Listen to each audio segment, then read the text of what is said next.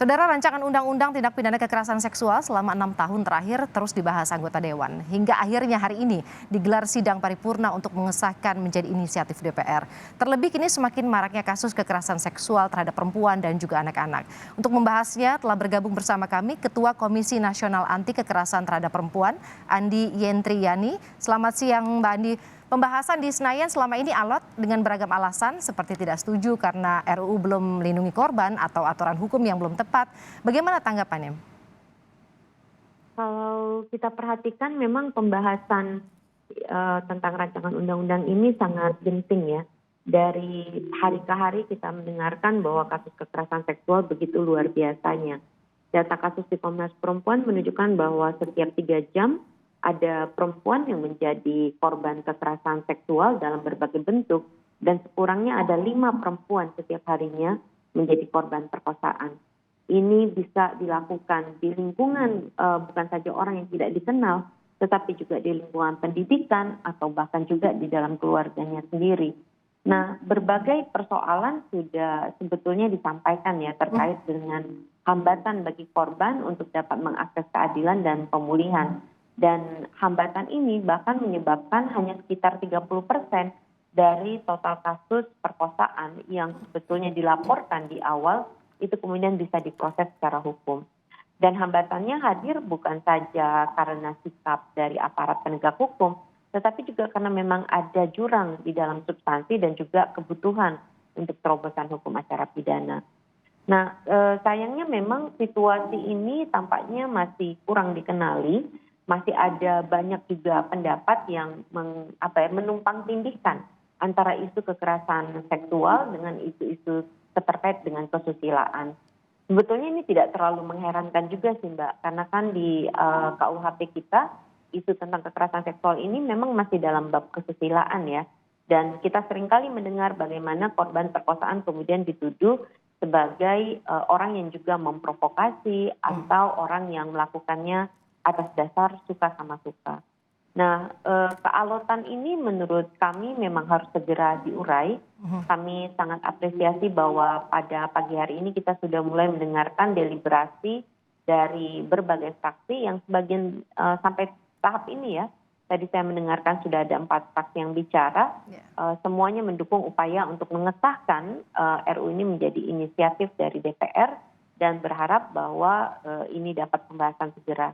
Tentunya kami sangat concern Mbak agar pembahasan segera ini juga dilakukan dengan mekanisme yang bersifat segera gitu. Karena memang sudah tidak dapat ditunda-tunda lagi. Terutama untuk memastikan pemulihan bagi korban yang seringkali justru menjadi bagian yang terpisah ya. Kita seringkali memfokuskan pada pemidanaan dari pelaku. Dan nanti baru diskusi tentang pemulihannya ataupun pencegahan. Nah, paket tentang pencegahan, pemulihan, termasuk juga pengawasan untuk memastikan layanan-layanan yang memang dibutuhkan oleh korban tersedia, ini harus menjadi perhatian yang sama dengan upaya untuk mengatasi kebuntuan hukum terkait dengan pemidanaan. Lalu kemudian selanjutnya Mbak Andi, setelah ditetapkan sebagai inisiatif DPR ini, apa saja PR yang masih harus diperhatikan dan juga diawasi bersama?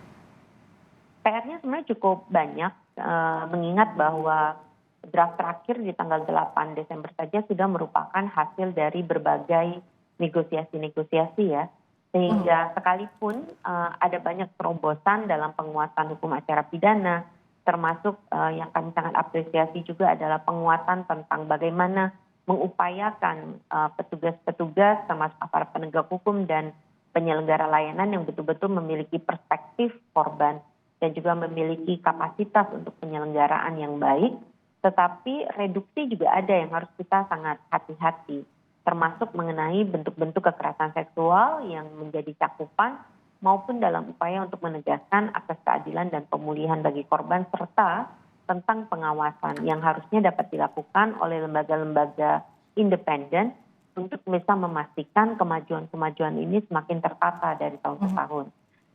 Di saat yang bersamaan menurut kami sambil kita menunggu pembahasan dari rancangan undang-undang ini, penguatan pada layanan ini sangat dibutuhkan.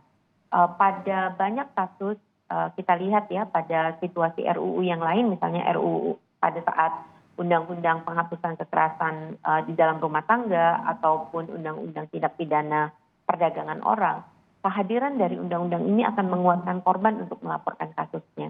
Jadi kita bisa ataupun perlu untuk melakukan antisipasi adanya lonjakan laporan kasus setelah undang-undang ini disahkan. Dan antisipasi ini dapat dilakukan dengan menguatkan layanan yang tersedia. Artinya Mbak Andi, kalau kita bicara jika memang RUU tindak pidana kekerasan seksual ini sudah disahkan terhadap perlindungan perempuan dan juga anak, kelebihannya yang tadi Anda sebutkan dibandingkan dengan undang-undang sebelumnya. Kelebihannya pertama adalah berbagai bentuk kekerasan seksual yang sekarang ini tidak terlalu dikenali atau bahkan bisa jadi lolos dari hukum itu akan tertampung. Jika, tapi ini ada syaratnya ya Mbak, jika memang bentuk-bentuk ini kemudian diakomodir. Yang kedua, hambatan-hambatan misalnya terkait dengan pemeriksaan pelaku perkosaan misalnya ataupun definisi dari perkosaan sendiri memungkinkan korban yang selama ini dianggap ini tidak cukup unsur bukti atau tidak tahu mau diletakkan di mana. Karena kita perlu juga melihat ya Mbak, misalnya kan definisi perkosaan di Indonesia masih sangat terbatas pada penetrasi vaginal sehingga penetrasi yang lainnya itu dianggap sebagai pencabulan dan ancaman tindak pidananya juga kemudian menjadi lebih rendah. Nah dengan RUU TPKS kita bisa mengharapkan bahwa akan ada model pendekatan isu kekerasan seksual yang lebih baik gitu, sehingga lebih memudahkan korban. Hal lain juga yang sangat penting adalah soal penguatan pada perlindungan dan dukungan untuk pemulihan bagi perempuan korban kekerasan seksual. Selama ini kita masih mengandalkan undang-undang perlindungan saksi dan korban yang sebetulnya masih memiliki banyak celah-celah hukum yang harus segera diatasi. Termasuk juga nanti kekuatan dari RUU ini jika nanti memang utuh pembahasannya, dia bisa memberikan terobosan untuk membangun pencegahan yang lebih efektif dan memastikan layanan yang tersedia menjadi lebih baik dari waktu ke waktu. Bicara soal pemulihan korban, Mbak, ini menarik karena memang akan tersisa banyak trauma-trauma dari korban sendiri. Apa yang Mbak Andi rasa tepat, langkah apa yang kemudian juga bisa dipikirkan oleh DPR atau mungkin pemerintah? Saat ini memang untuk pemulihan korban itu paling tertinggal ya. Karena kita lihat biasanya diberikan itu pada masa pendampingan kasusnya berproses hukum. Tetapi juga masih banyak korban yang sebetulnya tidak mendapatkan pendampingan di proses hukum. Padahal kita melihat bahwa untuk kasus perkosaan terutama atau kasus-kasus kekerasan seksual lainnya, pendampingan itu sangat dibutuhkan sejak mulai dari pelaporan. Karena proses hukumnya sangat melelahkan dan kadang-kadang itu membuat korban merasa trauma kembali atau bahkan kehilangan daya untuk melanjutkan prosesnya. Sementara pasca persidangan, apapun pidana yang diberikan kepada pelaku, seringkali korban justru harus berjuang sendirian. Bahkan tidak jarang korban dikucilkan dan diusir dari lingkungannya.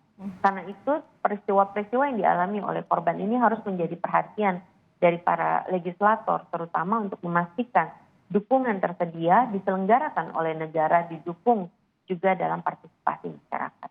Kita harapkan langkah yang sudah diambil oleh DPR sekarang juga bisa semakin melindungi perempuan Indonesia dari kekerasan seksual. Terima kasih Mbak Andi Yendriyani, Ketua Komisi Nasional Anti Kekerasan Terhadap Perempuan.